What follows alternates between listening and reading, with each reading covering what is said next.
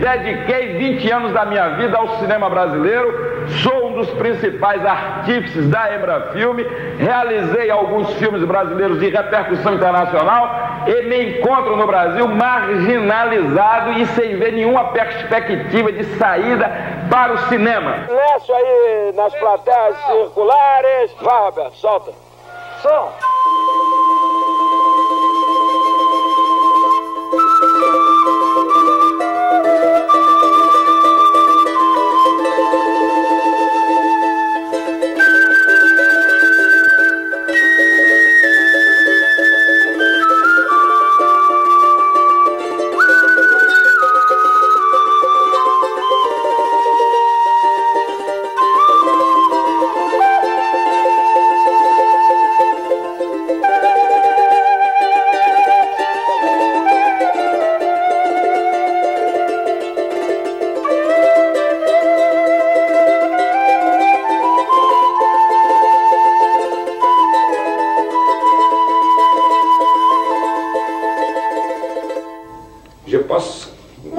Je pense que c'est l'herbe qui me tue et mon corps se fragmente comme Guernica de Picasso, non c'est I have in my blood 14 000 globules blancs et ça c'est trop parce qu'avec 9 000 globules blancs on peut déjà mourir avec une crise cardiaque, avec 7 000 aussi. Le normal, c'est 4 000 globules blancs. Moi, j'ai 14 000.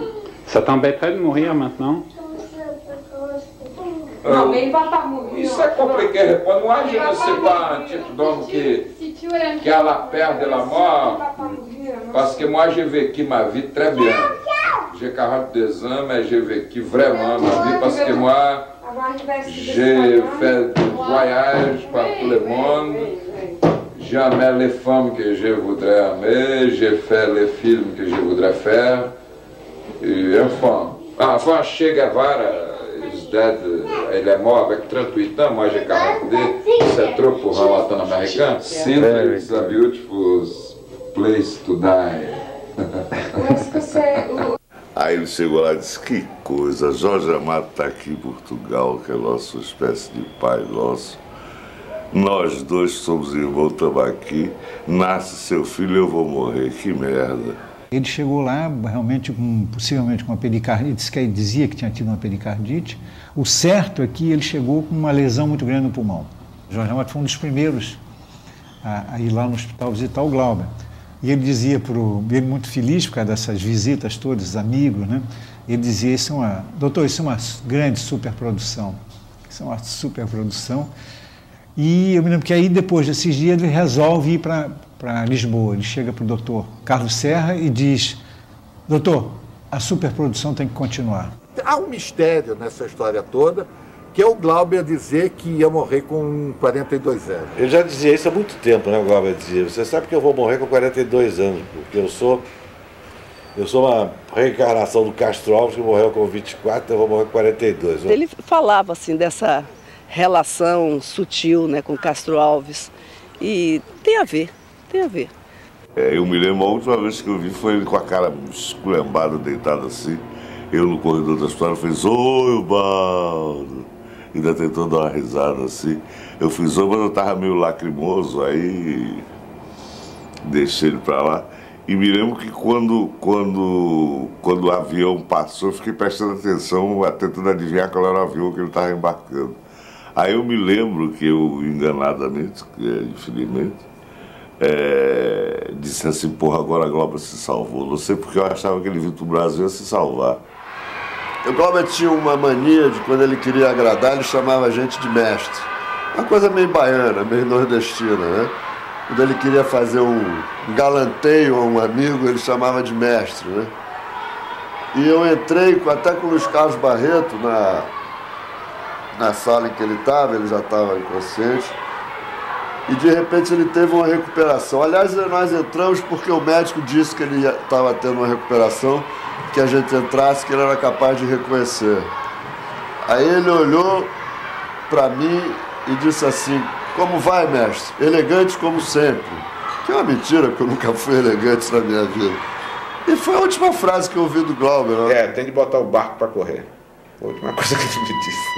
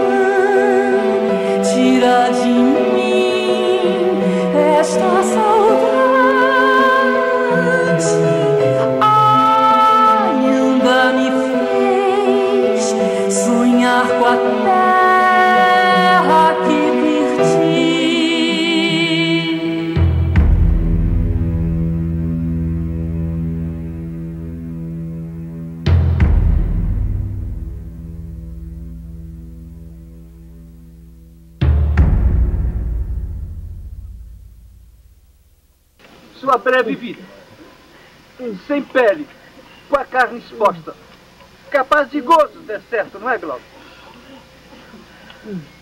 Mas mais capaz de dor, da nossa dor. Uma vez, eu não vou esquecer nunca, Glauber passou a manhã abraçado comigo chorando. Chorando convulsivamente. Eu custei entender, ninguém entendia, que Glauber chorava a dor que nós devíamos chorar, a dor de todos os brasileiros. O Glauber chorava as crianças com fome. O Glauber chorava esse país que não deu certo. O Glauber chorava a brutalidade. O Glauber chorava a estupidez, a mediocridade, a tortura. Ele não suportava, chorava. Os filmes do Glauber são isso. É um lamento, é um grito, é um berro. Essa herança que fica de Glauber. Fica de Glauber para nós a herança de sua indignação. Ele foi o mais indignado de nós.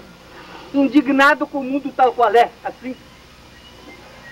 Indignado, porque mais que nós também Glauber podia ver o mundo que podia ser, que vai ser, Glauber, que há de ser.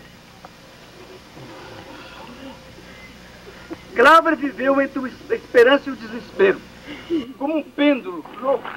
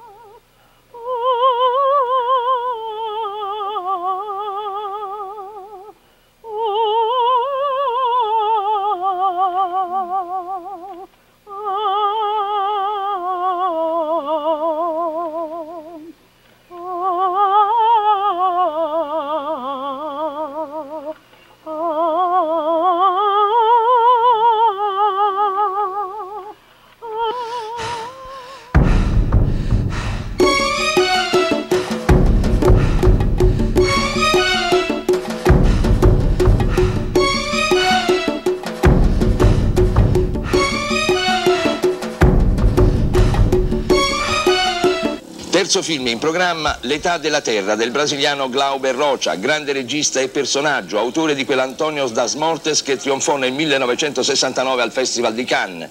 Lui è arrivato, il film ancora no. Per presentarlo, come lo presenterebbe lei? Um filme brasiliano de Glauber Rocha é um filme brasileiro, é um filme latino-americano, um filme anche universale. Non voglio spiegare niente, voglio che si veda e che si sente il film. C'è un suono rivoluzionario, una novità molto grande. È un film che si potrebbe definire d'avanguardia? Um filme audiovisuale, purtroppo non è un film a soggetto, un film classico, un film convenzionale, perché questo è un film di immagini e di suoni, non è un film di parole, perché questo è il teatro, non è cinema.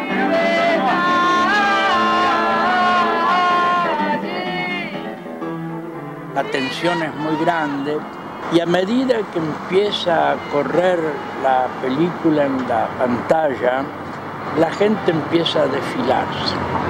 Primero sigilosamente para pasar más o menos inadvertida y empieza a irse. Nosotros que estamos ahí recibimos esos primeros alfilerazos. Yo que conozco bastante el ambiente italiano, veo que inclusive algunos fans de Glauber se levantan y empiezan a irse también. Y la verdad es que vamos acusando el golpe, es natural. Cuando termina la película, la sala está despoblata. Gloria e Atlantic City erano due film che si proponevano compiti molto meno alti ai Dadi da Terra e che giungevano a risultati molto più definiti perché l'ambizione era più piccola. Cioè, nonostante ritengo che Ai Dadi da Terra sia un film imperfetto, ma questo non si poteva dirlo a Glauber, perché Glauber stava facendo una battaglia durissima. Tirando os críticos franceses que escreveram alguma coisa favorável, o resto foi a pichação total, ninguém entendia direito. E o problema é o seguinte, eu acho que ninguém estava prestando muita atenção no filme, tá? Todo mundo prestando atenção na figura do Glauber. E a crítica toda, principalmente italiana, né, muito esquerdista, e com uma visão errada do que ele estava fazendo, estava achando que ele era agente do imperialismo, a coisa já desandou por aí. Então foi muito mal recebido, e quanto mais mal recebido era, mais aceso ele ficava com esse negócio. E não deu outra, né? No fim do festival, quando premiaram lá o Limale, né? Ele promoveu um negócio inusitado, ele fez uma passeata ali pelo Lido de Veneza, né? Fazendo um protesto, discurso contra esse sim imperialismo cultural que abafava as nossas raízes, a nossa potencialidade, etc, etc. E uma legião de jornalistas seguindo atrás, parecia um negócio mais louco, sei lá, digno dos nossos maiores, do antropofagismo, surrealismo, tudo junto. Faltou lá o Oswald de Andrade e o Bispo Sardinha andando para fazer a coisa acontecer. Eu fiquei muito preocupada, fiquei ao lado dele o tempo todo, da passeata, temendo. Ele percebeu que eu estava temerosa. Então ele, com voz baixa, calmamente, falou para mim, não se preocupa. Não se preocupa que não tem problema. Eu disse para ele, mas não pode falar isso que você está falando. Ele falou, eu posso. No hall do Hotel Excelsior, no Lido de Veneza, Glauber Rocha se encontrou com Malle. O cineasta francês, cauteloso, dirigiu seu colega brasileiro mais ou menos em tom paternal. Glauber, cabeça fria, o festival é assim mesmo, nem todos podem ganhar. O brasileiro, ainda bastante irritado com a decisão dos jurados, respondeu secamente. Malle, você sabe que não é nada disso. O que se passou aqui foi algo muito diferente. Você ganhou o Leão de Ouro porque as cartas estavam marcadas. Você venceu porque o seu filme foi produzido e teve a produção da Gaumont, uma multinacional imperialista. Grita para as sacadas do Hotel Excelsior. Limale é um regista de segunda classe. Não tem condições de me derrotar. Faça o cinema do futuro. E ele uns filmezinhos comerciais. Escândalo! Festival pagado pela Colômbia, pela Rai e pela Gaumont. Merda! Gostam de respeito pela cultura, premiaram o filme de Limale. É uma vergonha. E o senhor George Stevens representa aquele Pentágono. E o senhor Andrew Sarra representa a CIA. É uma vergonha.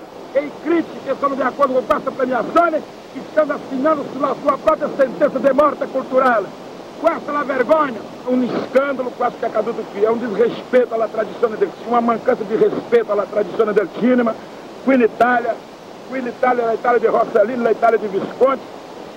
Questo non è possibile.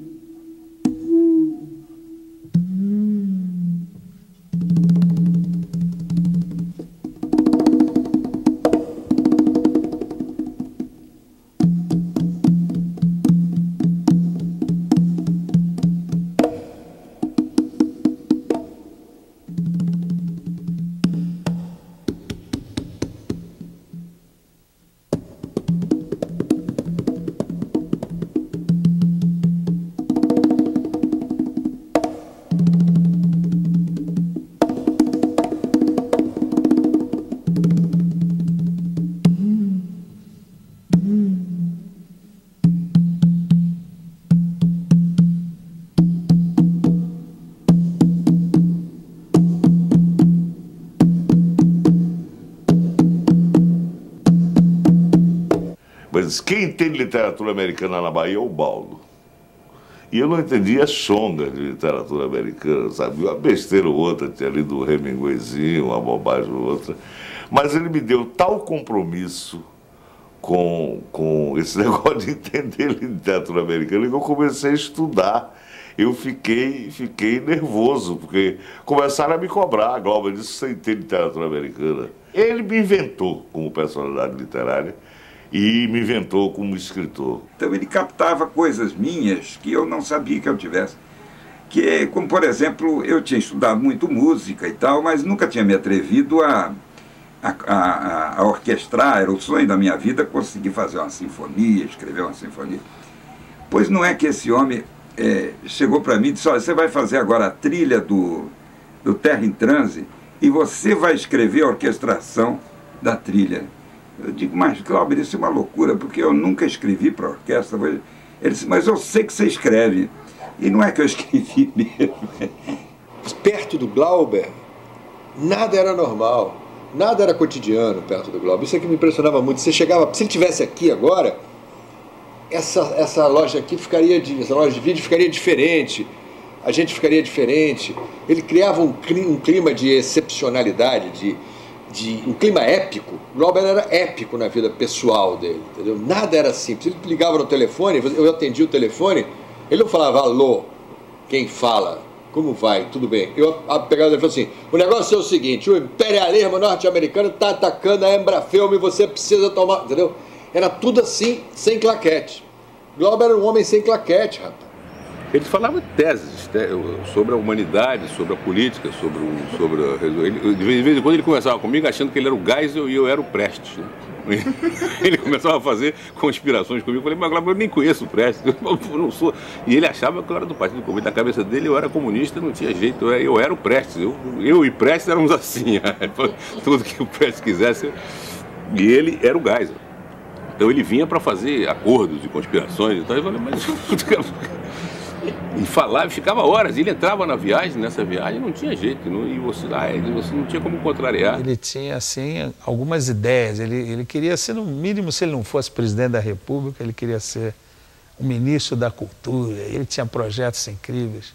Pô, eu nunca podia imaginar um artista se colocar nesse nível. Quer dizer, esses voos que ele dava, né? Quer dizer, eu acho que são pessoas muito raras, né, que ajudaram a gente a pensar grande, né? O que eu sinto hoje no Brasil é que às vezes as pessoas ficaram... O teto de pensamento, de ousadia no Brasil diminuiu muito. E eu passo que na época de Glauber, né, uma coisa meio... Nós estamos falando sobre Juscelino hoje, né? Quer dizer, ele é também um sonhador, né? Um cara assim que projetava coisas, né? Isso eu acho fantástico. Isso para um artista jovem, para mim... ainda estava num período de formação, foi fundamental. Né? Eu saía com ele andando na rua ali, da própria Visconde de Pirajá, vínhamos andando, vamos comprar um jornal, tá? Vínhamos andando para General Osório. Aí ele vinha cochichando no meu ouvido, fazendo uma pequena revolução. Aí ele ia começando a falar alto, perdia o tema da coisa do ouvido. E de repente ele estava fazendo um discurso amplo, andando no meio da rua, aos berros e tal. Aí quando chegou na General Osório, ele se vira para mim e diz assim: olha, não diga que me viu, para sua segurança pessoal. E me deixava no meio da rua e atravessava para comprar jornal. E eu ficava com aquela paranoia horrorosa. Pô, tem todo mundo em volta. Coisa absurda. Não diga que me viu para sua segurança pessoal. Perto da pessoa. E falar perto. Você não diga a ninguém que me viu pela sua segurança pessoal. E a mão, como descamba os dedos, que tinha uns pelinhos. E o saia. Se chegava na casa do Glauber 10 horas da manhã, ele estava de cueca, com a camisa aberta, sentado na máquina, batendo, não tinha computador, batendo lá, com não sei o que, batendo e falando e batendo, a parede cheia de fotografia pregada, papel no chão, papel na mesa, papel na parede, papel no teto, papel não sei aonde, papel debaixo da máquina, papel no bolso, e ele falando, fazendo e falando, isso aí, o futuro do cinema brasileiro, o futuro do cinema mundial, o futuro, a revolução do cinema, o cinema é isso, o cinema é a nossa vida, e o cinema, com uma energia que não parava o tempo todo. Eu falei: Glauber, não posso, eu tenho que continuar falando do cinema. Tem que fotografar o Vida Seca, porque você vai revolucionar essa fotografia, acabar com essa fotografia alienada, colonizada do cinema brasileiro. Eu falei: mas, porra, Glauber, eu não sou fotógrafo de cinema. Não, vou falar com o Nelson, vou trazer o Nelson e tal. E aí veio com o Nelson para me nomear fotógrafo do Vida Seca. Né? Falei: mas rapaz, eu só sei fazer fotografia com máquina Leica, com lente nua, não uso filtro, só sei fazer fotografia de luz natural. É isso que a gente quer. A minha teoria sobre o Glauber é que ele era um pastor. Ele tinha a verdade, ele tinha que dizer a verdade para os outros. Não só para os amigos, mas para os inimigos principalmente. Ele era portador da palavra de Deus, ele explicava, então ele tinha essa segurança, né, e essa força de usar o verbo como uma pregação. Essa obsessão assim pelo trabalho e botar todo mundo para trabalhar, né, isso deve ter uma raiz protestante, né, isso é coisa de formação protestante. As provocações que ele faz no cinema brasileiro, elas são permanentes, né? Toda vez que o cinema brasileiro estava aquietado, o Glauber falava uma grande maluquice, não é? Inicialmente você se assustava com a maluquice, depois quando você ia administrar, você via não, que era uma coisa orgânica, que era a maneira dele de fazer aquelas coisas.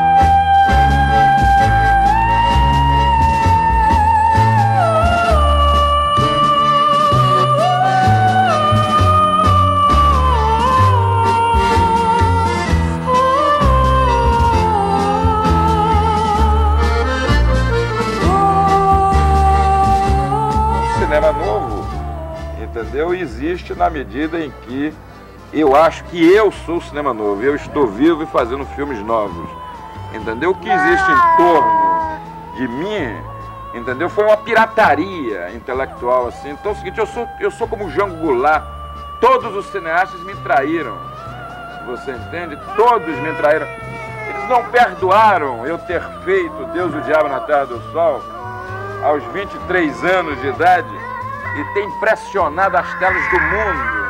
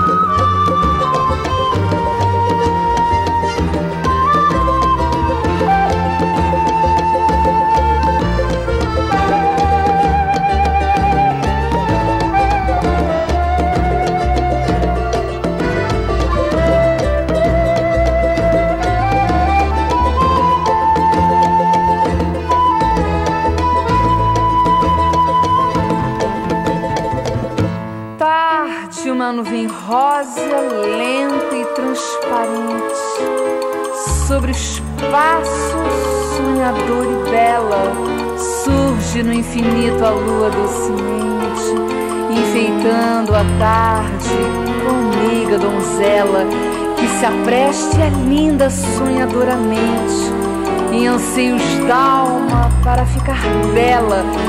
Grita, grita o céu e a terra.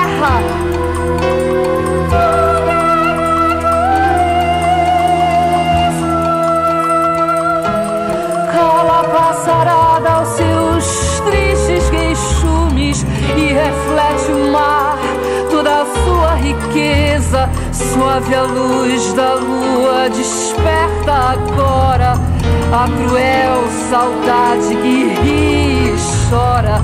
Tarde, uma nuvem rosa, lenta e transparente, sobre o espaço sonhadora e bela.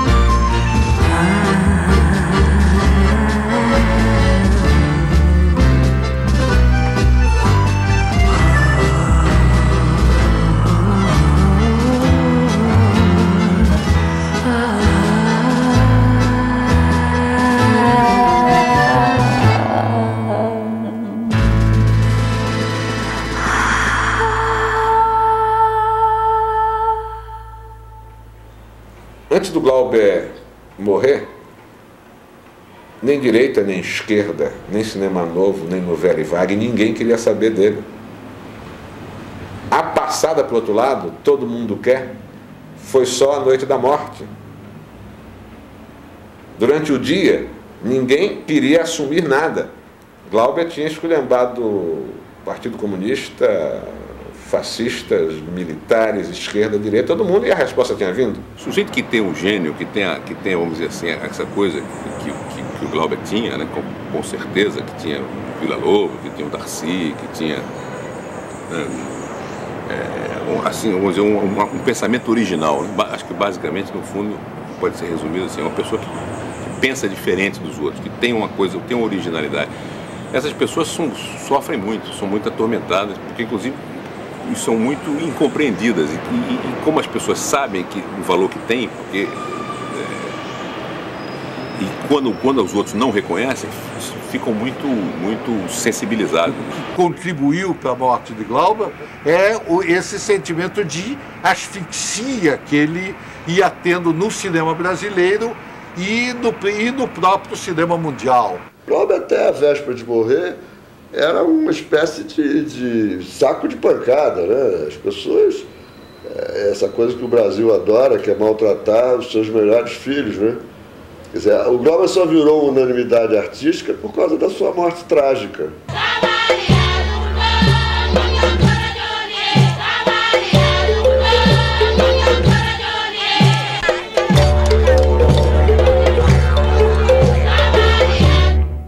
Na Bahia, segundo Glauber, surgiria a nova arte brasileira, a nova cultura brasileira, a arte e a cultura que iam ser criadas por nossa geração seriam lá na Bahia. O novo cinema brasileiro, o novo teatro, nova música, tudo isso ia acontecer na Bahia. Nos descobrimos na mesma sessão, no Cinema Liceu, de manhã, Walter da Silveira, fazendo o Clube de Cinema, que foi o processo de informação, né, sobre cinema para essa geração toda nova. Porque a gente viu tudo que teria de ser visto até a metade do século XX, né? E organizadamente, né? Neorrealismo inteiro, cinema soviético dos anos 20 inteiro, cinema americano mudo inteiro, ou seja, passava tudo, né?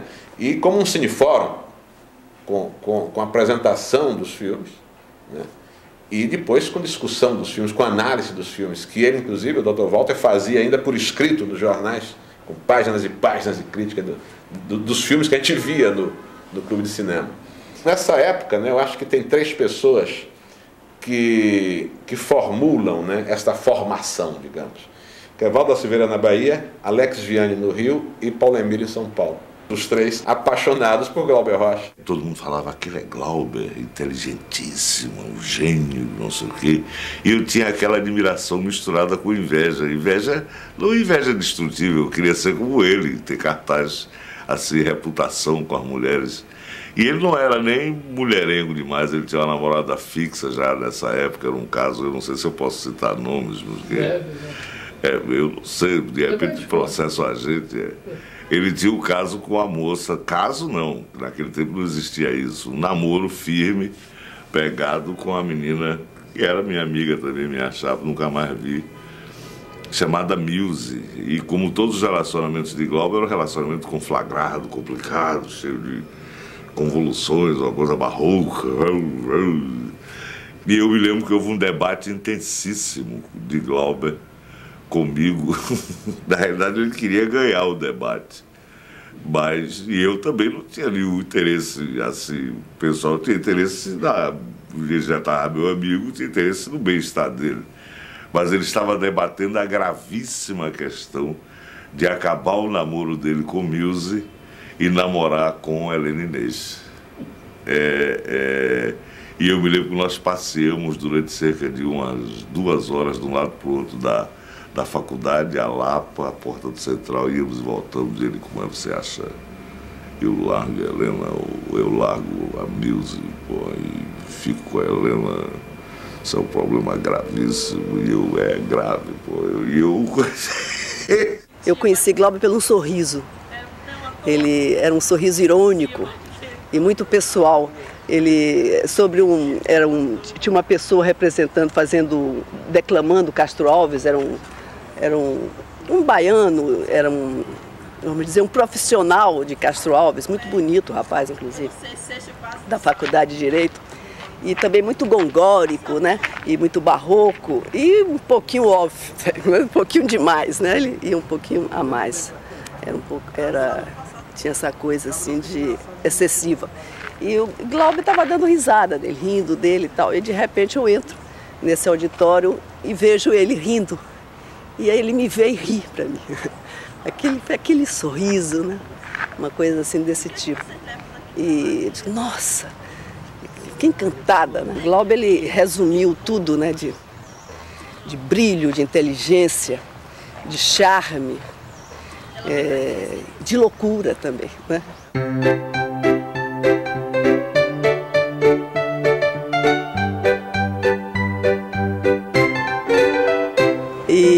E juntos nós fizemos O Pátio, né?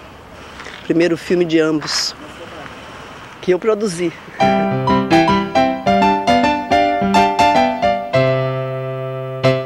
Ele não apresentou roteiro nenhum, só disse que o filme ia ser feito comigo e um aluno da escola de teatro chamado Anatólio Oliveira. E o Glauber então me explicou que eu ficava andando e o Anatólio ficava me olhando. O Anatólio ficava me azarando, paquerando. Era a Cruz na Praça, então era a história de uma azaração homossexual. O Glauber chegou para mim e disse assim: Maciel, agora nós vamos fazer o plano mais importante do filme, o clímax do filme, que o Anatólio não sabe ainda, eu vou contar para ele agora, ele não sabe, é o seguinte, ele vem junto de você e pega seus culhões. Aí o Glauber foi lá, pegou o Anatólio, botou a mão assim no ombro do Anatólio e começou a cochichar com o Anatólio, como ele gostava de fazer, né? O Anatólio resistia muito, né, nesse negócio. Mas o Glauber, de repente, parou de cochichar e resolveu no grito. Aí eu vi o Glauber gritando para o Anatólio: você não é profissional, você não vai fazer carreira no cinema nunca. Onde é que já se viu o ator se recusar a fazer uma cena? Você está liquidado na carreira. Aí o Anatólio ficou impressionado e fez a cena.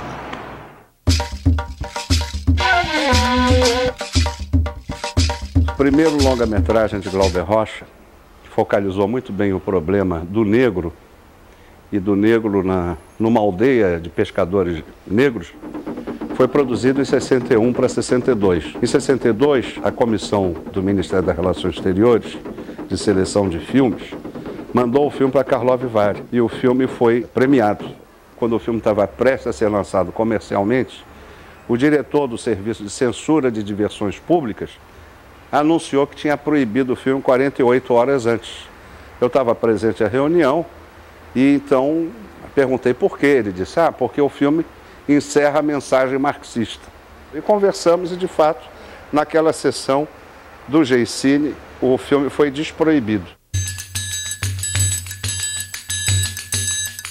Quando eu fui ver o Copião do Corisco, que o Glauber me levou para ver no teatro, no cinema Guarani, lá na Praça Castro Alves, e eu vi aquele cara rodando, Glauber, isso aí é uma merda, né, Glauber?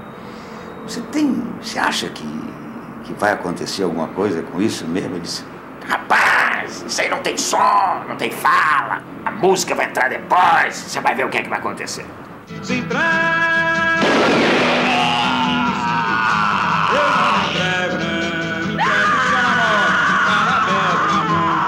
Mais fortes são os poderes do povo! Matar um turismo, balear um dadá. Foi um marco na minha vida, foi um divisor de águas, né? Foi uma explosão. Eu nunca vi nada igual. E o meu filme nos surpreendeu e nos pegou de tal forma que a gente não conseguia dormir. Foi uma adrenalina. A gente vê, a gente se testemunha do nascimento de uma obra de arte.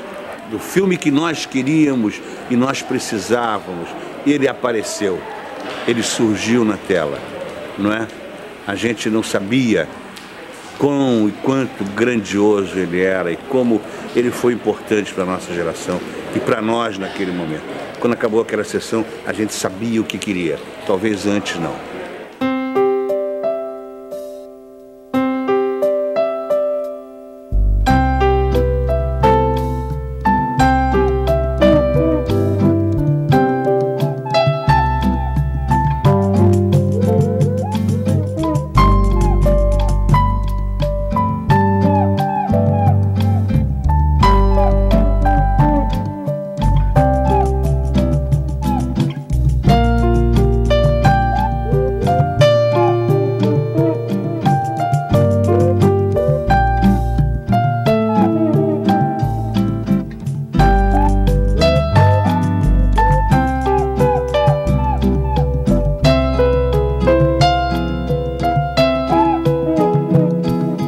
Não deu outra. Daqui a pouco abriram as faixas, abaixa a ditadura, mas não sei o quê. Na hora que o Castelo Branco ia subindo a escadinha, ele deu uma olhada para trás assim, levou um susto danado com aquele negócio, que era uma gritaria. Quebraram os óculos do calado, deram as pancadas no Flávio Rangel. Aí estava o Glauber chegou, estava o Joaquim Pedro, eu e o Glauber. Aí o Glauber disse, só temos uma solução, vamos juntos, vamos nos entregar. 11 dias, mas podia ter sido... O cara queria 4 anos de prisão pra gente, né?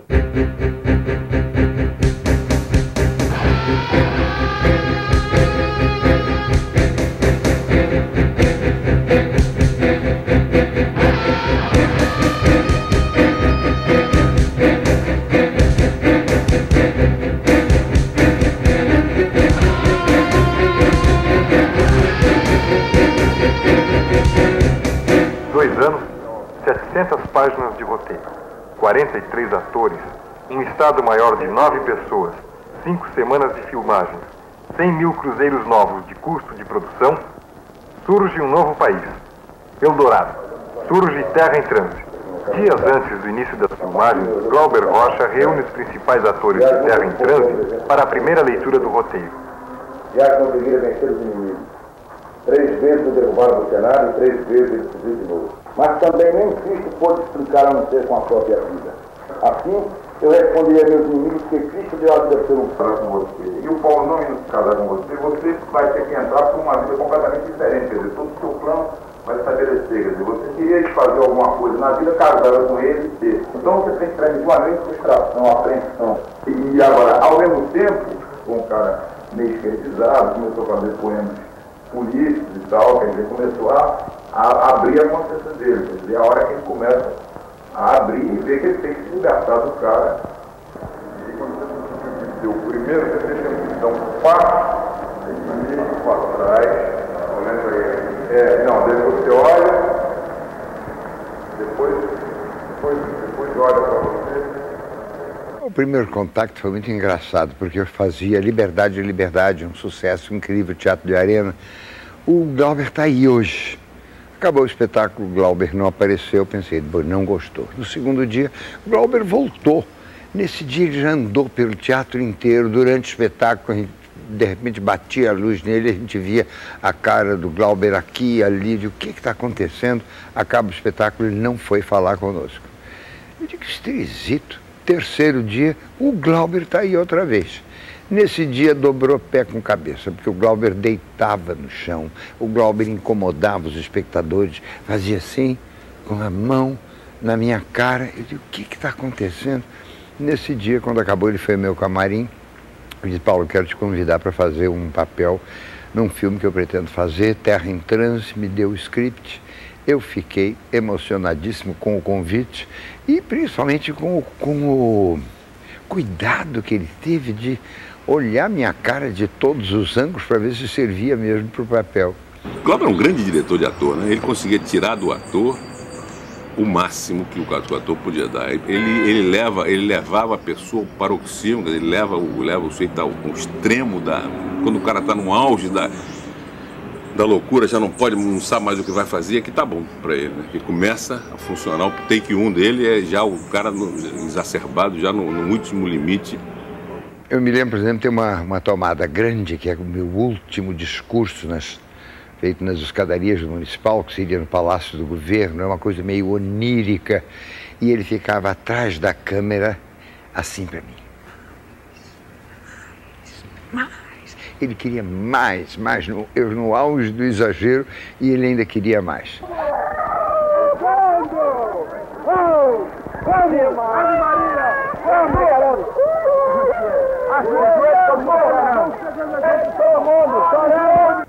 Eu li uma declaração dele, uma entrevista que ele deu, e a repórter perguntava a ele, como é que você conseguiu esse resultado tão maravilhoso de interpretação de seus atores?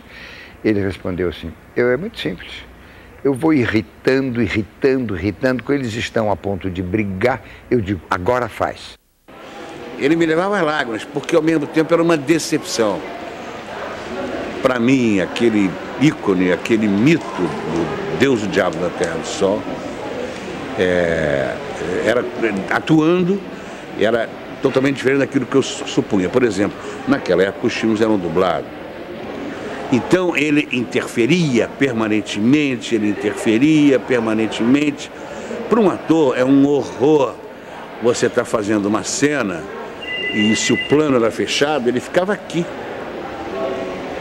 Ele ficava aqui, a 1 palmo de distância, ou a 2 palmos de distância, dizendo, chora, grita, grita.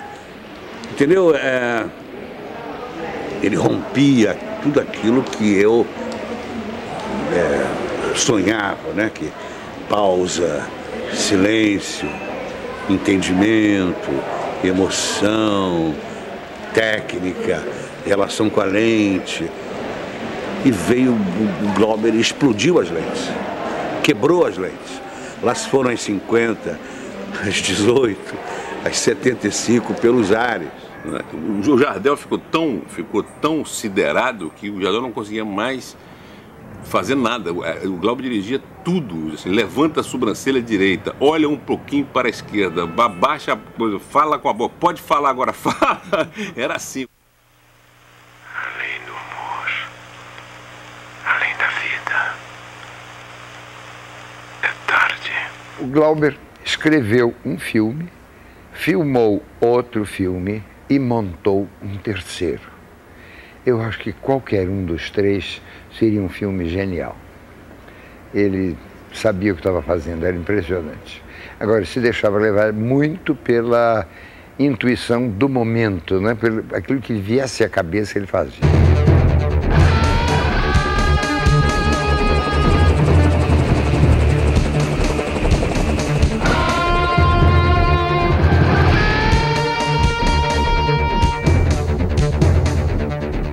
Lançada no coração do meu tempo. Eu levantei nas praças meu primeiro cartaz. Eles vieram, fizeram fogo. Amigos morreram. Me prenderam. Me deixaram muitos dias numa cela imunda, com ratos mortos. Me deram choques elétricos. Me seliciaram. E me libertaram. Com as marcas. E mesmo assim eu levei meu segundo, terceiro e sempre cartazes e panfletos. E nunca por orgulho. Era uma coisa maior, em nome da lógica dos meus sentimentos.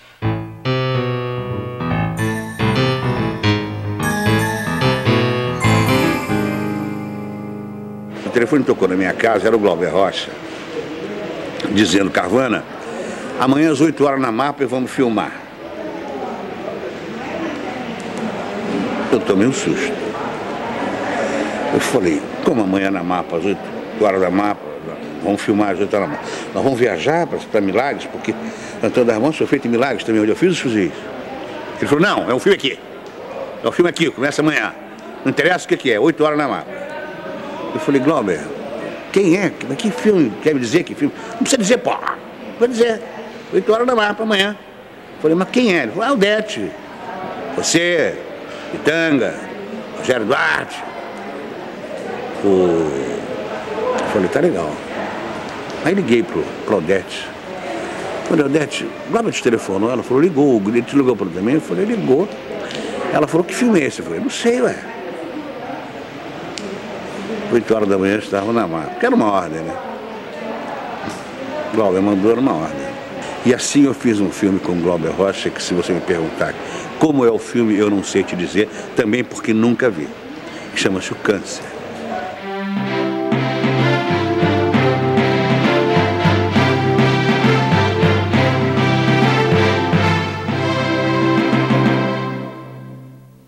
Antônio, eu divido o inimigo contigo. Só que você briga com a sua valentia e eu brigo na sua sombra. Isso não, professor. Lute com as forças das suas ideias, que elas valem mais do que eu. Quando ele terminou de fazer o Dragão, né, ele estava numa posição, digamos assim, do cineasta mais importante, digamos assim, fora de Hollywood. O filme foi um grande sucesso, né? Um grande sucesso de público, inclusive, né? Foi o filme estrangeiro do ano que deu mais público na França. Ele, inclusive, achava que era um western. Na cabeça dele, ele achava que estava vendo concessões comerciais, ele não gostava muito do Dragão. Incrível, estranhíssimo, esse par de filmes, Câncer com Dragão da Maldade, como se fossem as duas faces da mesma inspiração.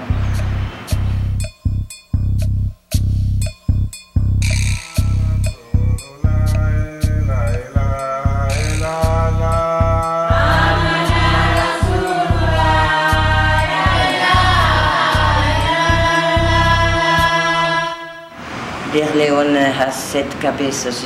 Eu acho esse filme lindíssimo, uma visão assim da coisa planetária do Glaube, que foi para a África buscar raízes africanas dele, naquela loucura e toda essa política, na época da guerrilha, e cada personagem, assim, o Carvana que faz o colonialista, tem o guerrilheiro, tem o povo africano enganado. É um filme que eu adoro.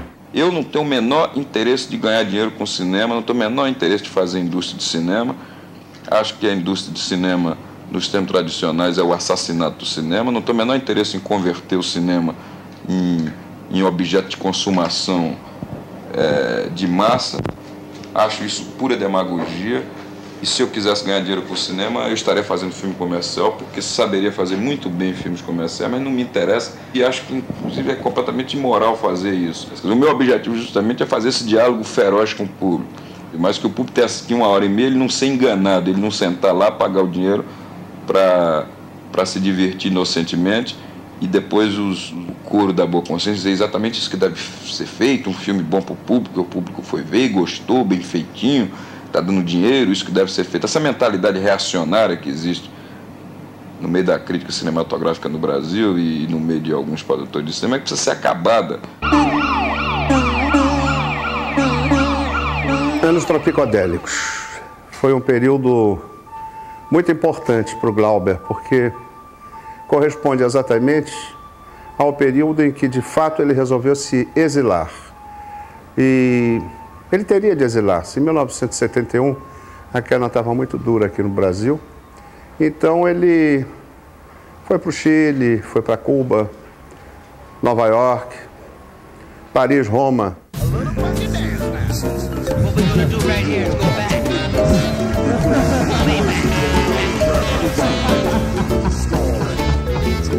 Eu cheguei em Nova York no dia 15 de março de 1971, mais ou menos antes do 1º de abril de 71, o Glauber aparece como uma manifestação fantástica. À esquerda dele tinha Rubens Gershman, à direita dele tinha Naná Vasconcelos. Glauber Rocha diz para mim: o que tu está fazendo aqui? Eu pergunto para ele: o que tu está fazendo aqui? Estou querendo fazer um filme no Chile com Norma Bengel. Venha morar em minha casa, diz ele. Eu digo: imediatamente. Ele foi o primeiro cara importante brasileiro que chegou em Nova York. Tinha uma revista chamada Evergreen, né? Então nós fomos todos correndo comprar o Evergreen e, para nossa surpresa, tinha umas 20 páginas sobre ele, né? Então ele foi tratado assim como um cara importante. Era Glauber e Godard, era assim nesse nível, nessa época. Mas o Glauber gostava muito do LSD e frequentemente estava em longas viagens. Esse pessoal de música era uma turma muito viajante, né? E ele vivia com os músicos, né? Me lembro que o Gato Barbieri era um amigo assim inseparável dele. Ele ficava com a Norma Bengel no telefone, lá na ponta, eu ficava do outro lado fazendo a feijoada e o Naná ficava tocando berimbau. Mas ele vivia assim, ligando para o Peru, ligava para o México. Eu vou falar com o Alvarado, eu quero fazer um filme sobre o Alvarado. Ele ligava e tal. Então o Glauber, quando deixou lá o ateliê, deixou uma conta telefônica gigantesca. Era uma fartura, né? Ele não tinha limites, né? Transbordante.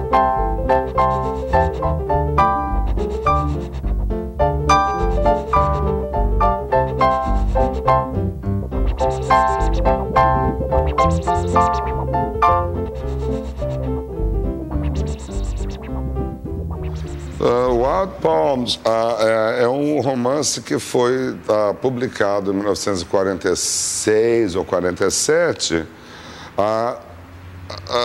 tirando a coisa que era mais importante do livro, que era um livro acronológico. Era como L'année dernière à Mayemba, começava do meio, terminava no fim, ia para o começo.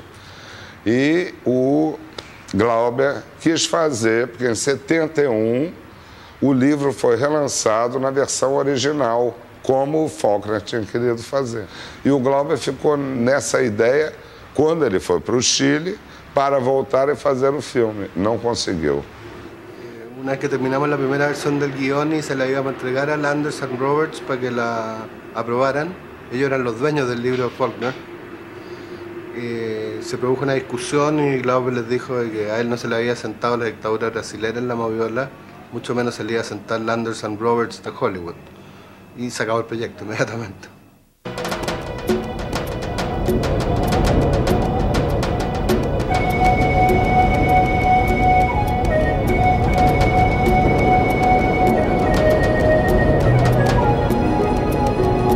A ideia do Glauber de fazer um filme no Chile era botar a Norma Bengel no governo do Salvador Allende para fazer um filme de redenção. Eu me lembro de várias conversas que ele teve com pessoas, inclusive de muita competência, como o Afonso Beato, no começo da carreira dele como fotógrafo.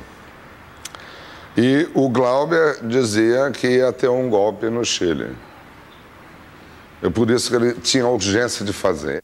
Ele começava com uma mesa comprida, com folhas secas em cima da mesa, tudo seco, tudo sem vida. Tinham depoimentos meus, com fotografias do Marighella na mão. É que ele queria que eu subisse a Cordilheira dos Andes, nua, junto com o guerrilheiro nu. E o guerrilheiro não quis. Ele veio com o anímico dele, com o olhar dele. Mas ele não veio com um projeto de dizer, olha, então vamos fazer um filme sobre a Revolução. Não, não é isso. Havia umas imagens, o Anticristo, olhávamos para a Cordilheira e dizíamos, lá vem o Anticristo, fale alto, lá vem o Anticristo, diga o que ele fará. Não, ele virá, quer dizer, não há, além de não haver roteiro, não há, é porque é uma aventura. Glauber, no momento em que realmente estava trabalhando num filme que abordava uma metáfora, ele não tinha a ideia de fazer um filme sobre a Revolução Brasileira. E aí houve uma discussão do Glauber entre os guerrilheiros, que eu não sei direito o que foi, mas eu sei que o Glauber parou o filme. Então entrou um choque com os companheiros do brasileiro. E quedaram todos peleados. Foi um desastre, digamos. Eu não admito que ninguém me peça certificado ideológico do que eu faço. Era impossível que Glauber pudiera entenderse com companheiros que veniam, digamos, de outra disciplina, digamos. Uma disciplina militar, uma pessoa tão contradictoria y utópica como Glauber, digamos, no se entendió.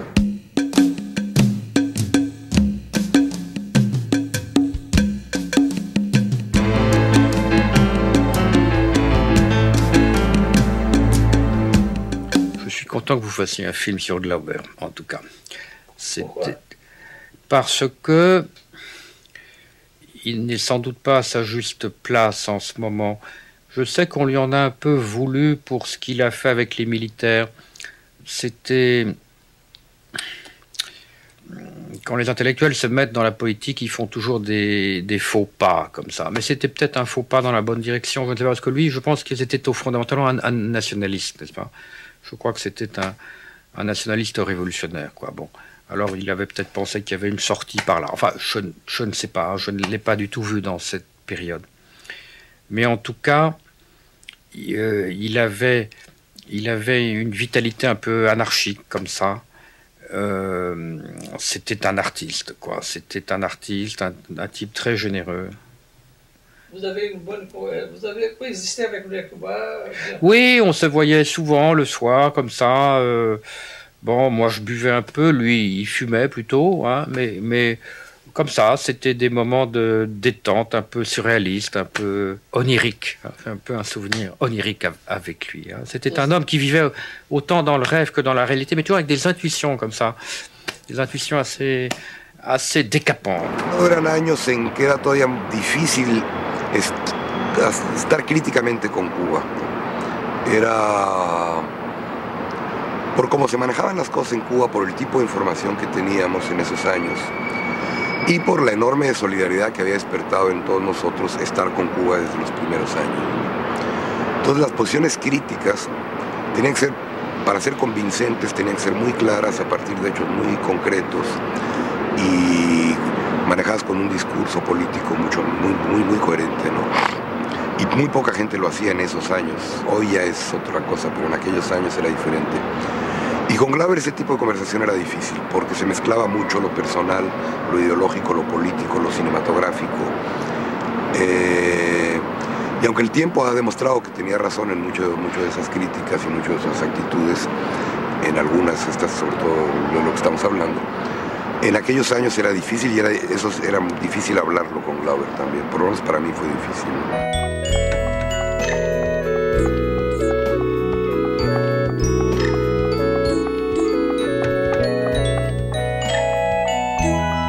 Senhor, como o senhor se sente hoje, nesse 1º de maio? Eu não tenho palavras para agradecer o Exército. Il mio rapporto con Glauber è un rapporto di amicizia fatto in una Roma, quella degli anni 60 e 70, che era un crogiuolo di esperienze. Era un periodo molto intenso creativamente. Glauber aveva una cultura straordinaria e una velocità di pensiero altrettanto straordinaria ed era affascinante, un grande pensatore orale, deliri, ma deliri con molta ragione. Glauber era un cittadino del mondo, quindi vederlo fuori del suo contesto nazionale, quale che fosse, era normale.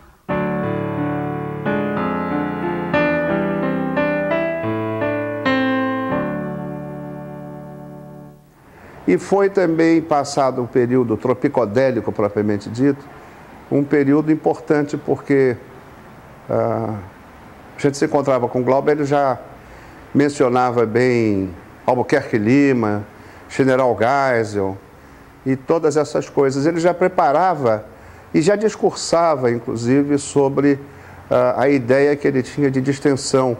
De vez em quando ele citava Velasco Alvarado, a experiência peruana.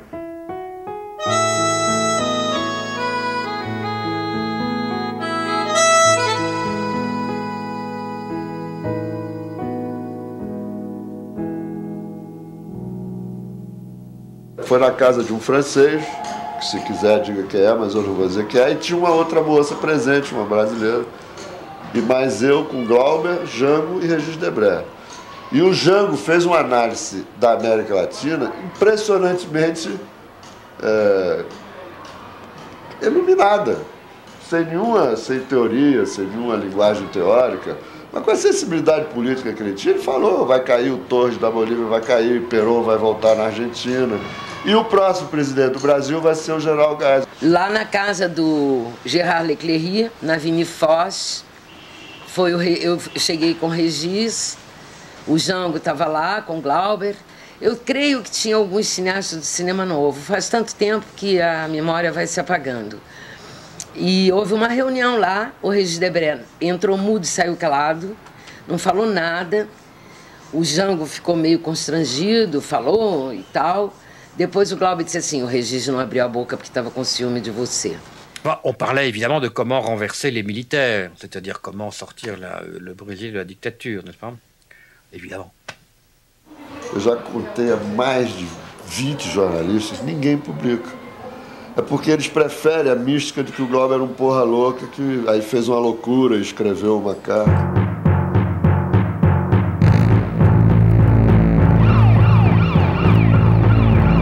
Tinha mandado um longo questionário para o Glauber e no dia lá do fechamento chegou uma carta de uma lauda.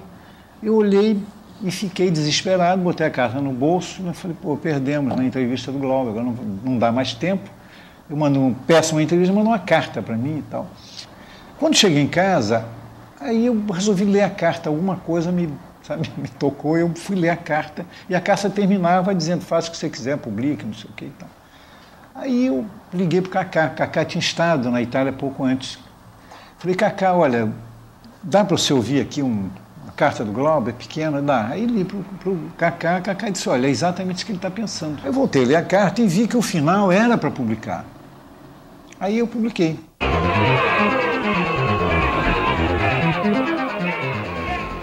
Por exemplo, quando o Glauber foi ao Peru me ver, eu disse ao Glauber, eu deixei de ficar com o Allende, que eu era assessor do Allende, no Chile, onde ele tinha estado comigo, eu vim para cá, porque eu não vejo uma possibilidade do Brasil chegar ao socialismo por uma eleição.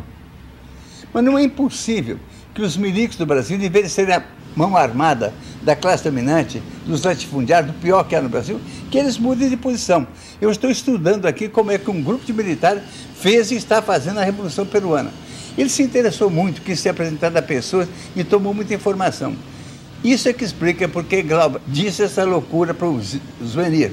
Os dois gênios da raça são o Golbery e o Darcy. Ele estava querendo me aproximar do Golbery, me aproximar dos ideólogos do golpe, que chama de revolução, para tentar ver se punha juízo na cabeça dos milicos. É claro que a esquerda não entendeu nunca isso, e todos ficaram muito contra o Glauber. Mas havia alguma razão, havia algum sentido, havia alguma lógica naquela coisa aparentemente absurda que o Glauber estava fazendo. E houve uma daquelas coincidências, né, que o Glauber adorava. O dia ele chegou em Portugal no dia em que o Figueiredo é chegado. Ele estava em Sintra quando o Figueiredo, houve um almoço para o Figueiredo no Paço da Vila. Glauber, nesse dia, acordou cedo. Eu brinco até que ele fez uma coisa que ele, na verdade, não fazia isso tudo no mesmo dia, que é fazer a barba, tomar banho, se pentear, e vai o Silvio, no meio lá de 3.000 pessoas que estavam esperando, e quando o Figueiredo chega, ele se aproxima e diz: olha, o senhor está fazendo um grande governo. O Figueiredo reconhece ele e diz assim: eu também gosto muito dos seus filmes. Glauber morto. O morto não está de sobrecasaca, não está de casaca, não está de gravata. O morto está morto. Não está barbeado, não está penteado, não tem na lapela uma flor, não calça sapatos de verniz, não finge de vivo, não vai tomar posse na academia. O morto está morto, em cima da cama, no quarto vazio. Como já não come, como já não morre, enfermeiras e médicos não se ocupam mais dele. Cruzaram-lhe as mãos, ataram-lhe os pés. Só falta embrulhá-lo e jogá-lo fora.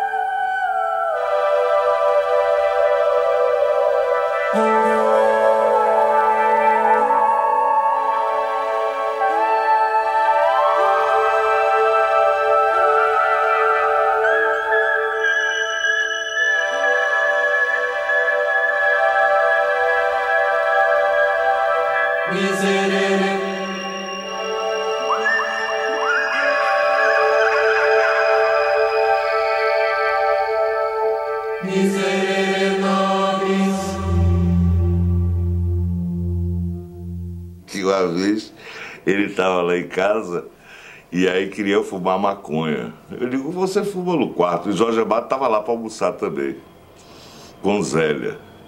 Eu digo, você fica aqui no quarto e fuma, queima seu fumo, eu seguro o Jorge aí, batendo papo. Você abre a janela, tomara que essa merda não chegue lá, o cheiro desse negócio não chegue lá. E aí ele me chamou Zubaldo, você podia aplicar Jorge, você podia dizer assim, Jorge, quer dar um tapinha? Eu disse, eu não, você vá falar com o Jorge, Jorge não pode nem ouvir falar em maconha, quanto mais. Imagina se eu ia chegar para o Jorge e oferecer um tapinha, Glauber tá lá com o cachimbo cheio de rachixe e quer que você dê um tapinha, eu não dei tapinha nenhum, Nelson. Aliás, foi uma coisa que ele me ensinou também, porque andar vestido. Pelo menos na privacidade você deve, no mínimo, andar nu, né? É o mínimo que se espera um ser humano. E ele falava disso ou não? Não, já andava. Simplesmente.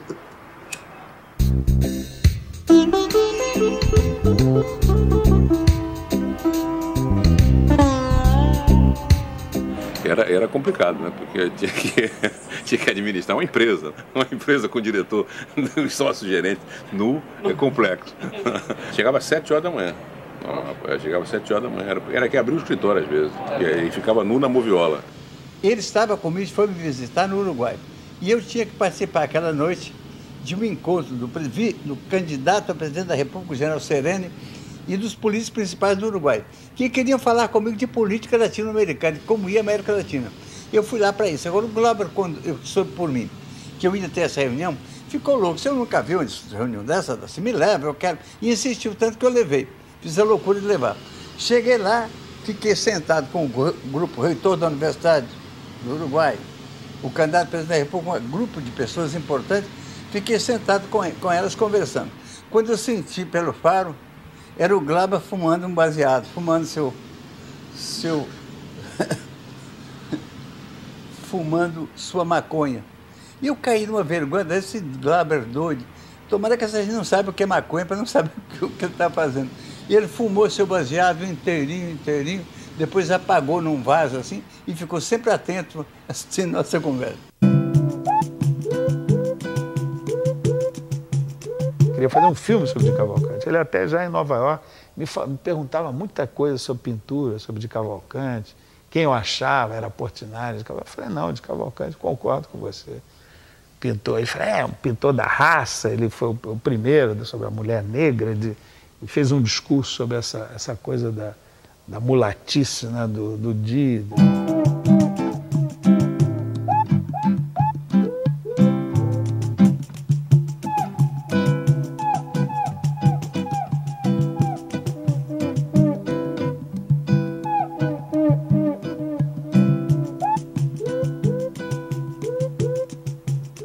8 horas da manhã, o Glauber bateu lá na porta de montagem da Regina Filmes, onde eu estava montando Gordos e Magros. E aí disse, Mário, morreu Di Cavalcanti, eu não tinha ainda nem lido o jornal, não tinha visto nada. E aí disse, vamos fazer um filme, o último grande modernista, pintor modernista. Chegamos lá no museu, parecia um guarda daqueles que fica urubuzando na porta lá, e o cara disse assim, onde é que vai esse material aí? Aí o Glauber disse, isso aqui é o cinema novo que vem prestar homenagem ao Di Cavalcanti. E o senhor, tem alguma coisa contra o cinema novo? Aí o guarda disse, não, mas me disseram que só a Globo. Disse, não, a Globo é uma televisão e não ocupa o nosso espaço. O senhor vai cuidar do nosso carro, por favor? Aí o guarda já foi lá, já começou. O cara ficou tão sem jeito, começou a ajudar a carregar material. Agora vamos lá para junto do morto e eu vou puxar o lenço na hora que você fizer essa panorâmica em cima. Você vai com a câmera assim, quando chegar no rosto dele, você vai que eu vou tirar o lenço. Aí lá fui eu, filmando, daqui a pouco eu vejo as mãos do Di, as mãos assim, cruzadas, depois aí chego no rosto do Di, aí tinha tirado o lenço. O Di estava com o rosto meio risonho até, um morto que viveu bem a vida, não saiu devendo nada a ninguém, aquele rosto amável de cavalo, um riso meio feioso, mas perfeitamente simpático, né? O filme ganhou o prêmio especial do Júri em Cannes. Ele deu um grito assim, mas parecia jogo de futebol. O Brasil vive tão apagado internacionalmente que um prêmio desse sempre dá uma luz, assim, nova e tal, mas sem nenhuma onda de sucesso, porque eu não curto essa. Você esperava esse prêmio pro Di Cavalcante? É claro, porque eu sei o que faço, sei sempre o que estou fazendo. As pessoas pensam que eu estou louco, mas eu estou certo.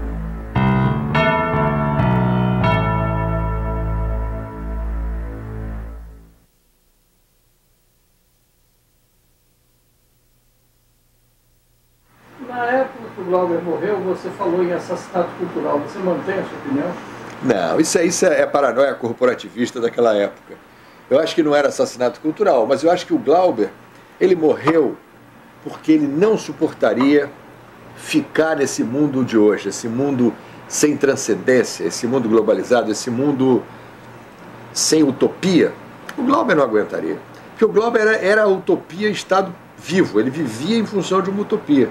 De repente ele tem que se adaptar a um mundo de mercado, a um mundo de oportunismo, a um mundo de individualismo IUP, essa babaquice toda, um mundo sem grandeza heróica, um mundo sem revolução. A ideia de revolução acabou, pô.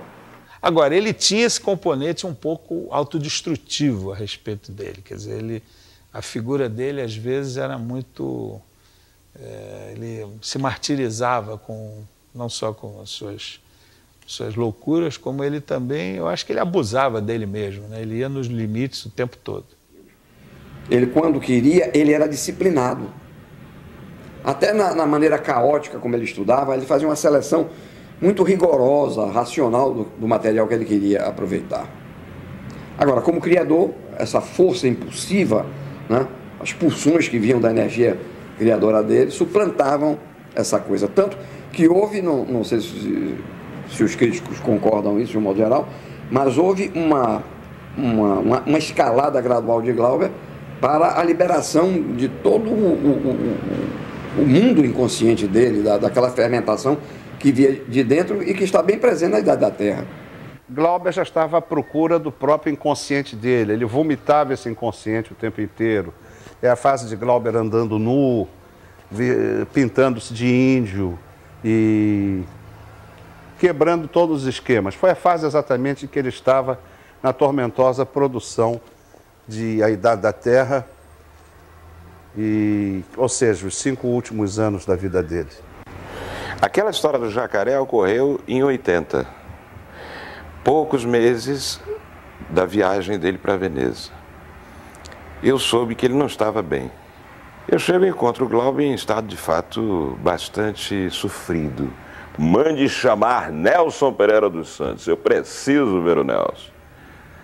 Eu volto e digo, eu pedi para chamar o Nelson. Quem disse, mas eles não se falam, o Glauber...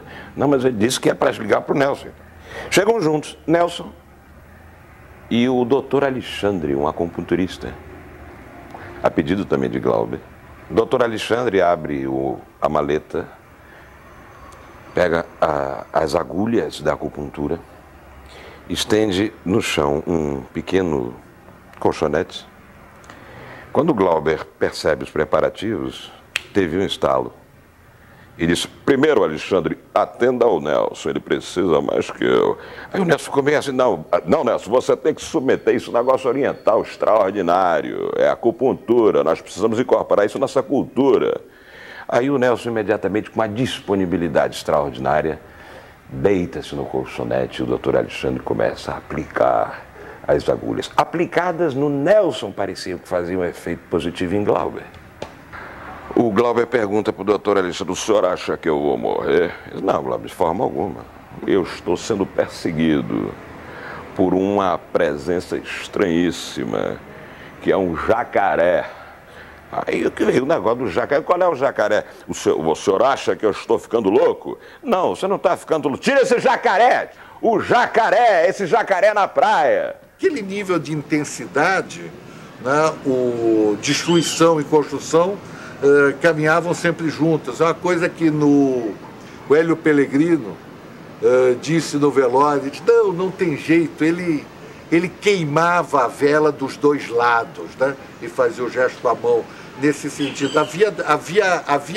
Havia duas chamas que iriam se encontrar no meio. Glauber era era um grande amigo, era um irmão, era uma saudade enorme, porque ele era uma pessoa que toda semana eu lembro dele. É uma pena, não tinha que ter morrido. Morreu numa mistura de herói com otário, não tinha que ter morrido.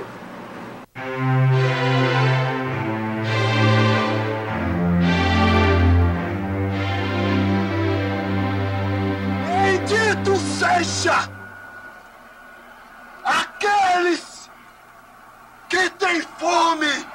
Bendito seja a miséria! Porque un dia eles si libertarão.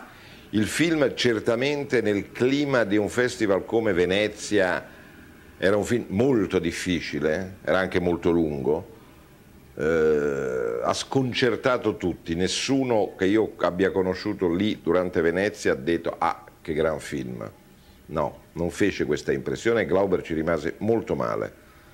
Io poi il film l'ho per fortuna potuto rivedere in un clima meno di tensione. C'era un clima di eccessiva tensione a cui credo che anche Glauber stesso abbia contribuito. L'ho visto poi qualche mese dopo in un piccolo festival con calma, avendo tutto il tempo per vederlo, senza la fretta dei festival. E lì mi ha fatto un'impressione molto diversa che a Venezia, l'ho sentito come un grande film per il futuro. Poi mi rendo conto che un film non fa il futuro, ma insomma come un manifesto di un cinema terzomondista a venire, che casomai fu um utópico. Ele queria aquele filme, era aquele filme que ele queria, com uma exceção. Ele não queria que se numerasse os rolos. E isso a Embrafilme não quis admitir. Ou seja, que não tivesse nenhum rolo apresentando, a Embrafilme apresenta, ou nenhum rolo com fim, né? Porque dos elementos era que os rolos podiam ser exibidos em qualquer ordem. E ele estava muito cansado do cinema narrativo. Isso ele dizia claramente, dizia toda hora.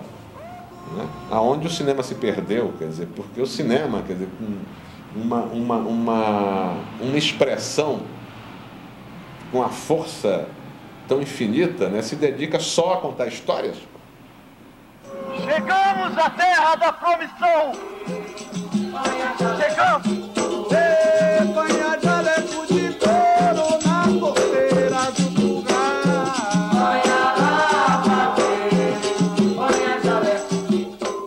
Construiremos uma nova nação!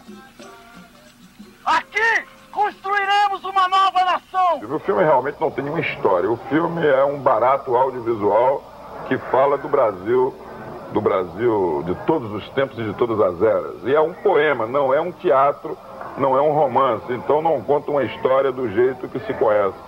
Como é tudo invertido, as pessoas ficam assim. Quer dizer, o filme é isso aí, mas é para ver e ouvir. Não dá para contar porque não tem o que contar.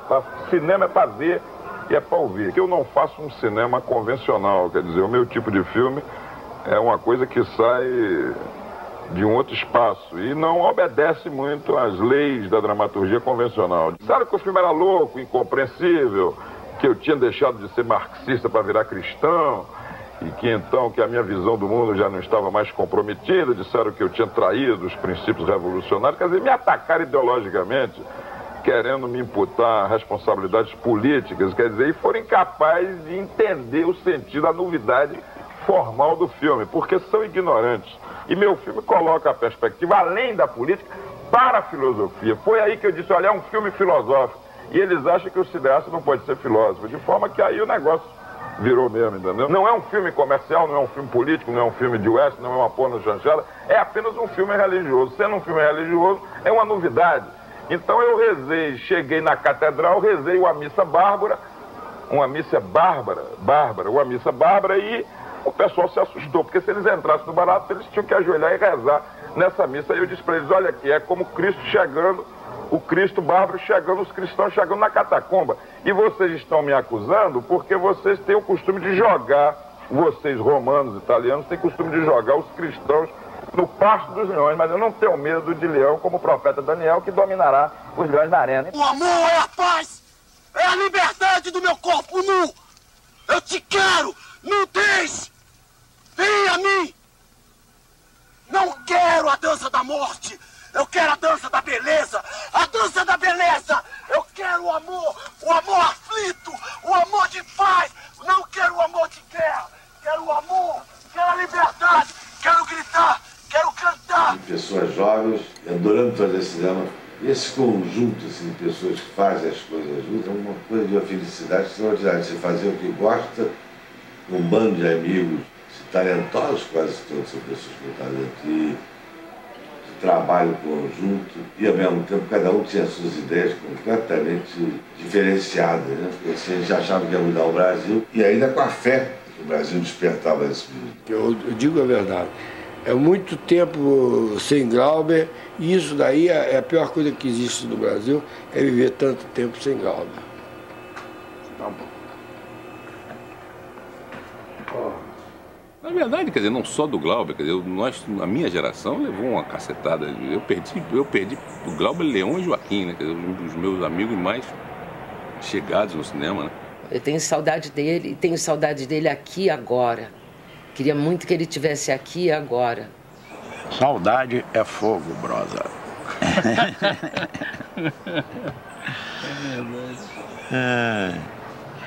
Como é que você definiria o Glauber, só para a gente encerrar?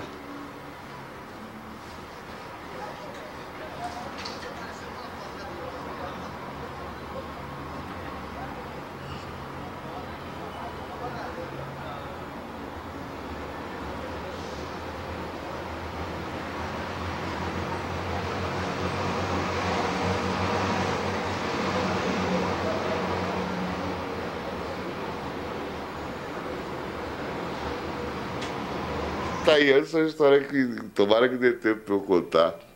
Nós fomos encontrar o producer, o cara, ele chamava todo mundo de producer, no Brown Derby, aquele restaurante de forma de chapéu derby que tinha em Hollywood, o cara chamado Spalas. Nós ficamos esperando o Spalas no bar, tomando um drink.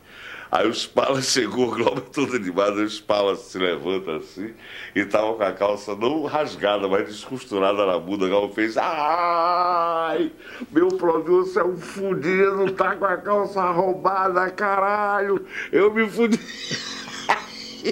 Aí fez o seguinte, essa história, você é maluco, olhou pra minha cara, sério pra cacete, os Spalas aqui. Eu não me lembro direito, eu sei que tava uns 3 juntos no tamborete. Glauber olhou pra minha cara, assim, sério pra cacete, e deu um peito. Deu um peito silencioso, mas uma coisa, um fedor horroroso. E o Spalas junto e Glauber olhando pra minha cara como se fosse eu que tivesse dado. E eu, seu filho da puta, você vem aqui, peida, e olha pra minha cara e ele...